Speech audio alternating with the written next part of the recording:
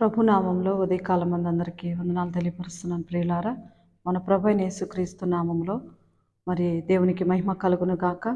ఈ వాగ్దానం చూస్తున్నటువంటి మరి అందరికీ కూడా ప్రభు నామంలో మరి ఒకసారి వందనాలు తెలియపరుస్తున్నాం. ఈ ఉదయకాలపు వాగ్దానం విందాం. పరిశుద్ధ గ్రంథం నుంచి యెషయా గ్రంథము 45 అధ్యాయము 3వ వచనము.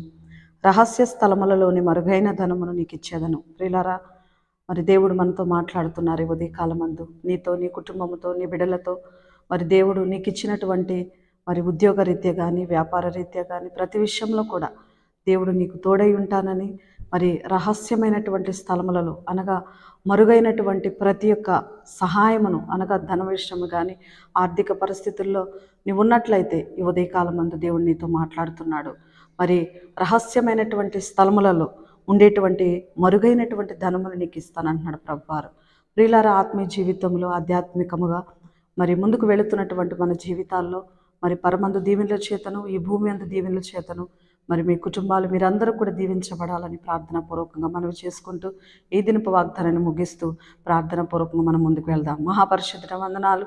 ఉదయకాలమందు ప్రభువా, మీరు మాతో మాట్లాడారు. బిడ్డలందరితో మీరు మాట్లాడుతున్నారు. అనుదినము ఉదయకాలమందు వేకుజామనే మరి మీరు మాట్లాడుతున్న మీ శ్రేష్టమైన మాటలను బట్టి వందనాలు. నిజమే ప్రభా, మరుగైనటువంటి ప్రభా రహస్య స్థలమందు ఉన్నటువంటి ప్రతి ఒక్క నాయన ధననిధిని సహాయం చేస్తానని సెలవిచ్చారు నా ప్రభా. మరి నీ బిడ్డలు ఏ అక్కర కలిగి ఉన్నారు, ఎలాంటి అవసరత కలిగి ఉన్నారు మరి తండ్రి మీకు తెలిసిన ఆయన ప్రతి అవసరత నీ బిడ్డలకు యేసు నామంలో తీర్చబడునుగా కానీ ప్రార్థిస్తున్నాను నా ప్రభా.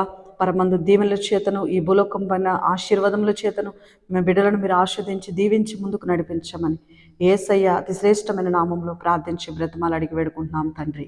ఆమెన్. ప్రియులారా, వేకుజామున లేచి మరి మీరు బైబిల్ చదువుకొని ప్రార్థన పూర్వకంగా ముందుకు వెళితే మీ కుటుంబాలను మీ బిడ్డల విషయంలో కూడా ముందుకు కొనసాగించినట్లయితే ప్రభువారు మిమ్మల్ని దీవించాలని ఎంత ఆశపడుతూ ఉన్నాం. మరి దేవుడు దీవించునుగాక. God bless you. ఈ వాగ్దానం వింటున్న ప్రతి ఒక్కరికి నా నిండు వందనాలు తెలియపరుస్తాను.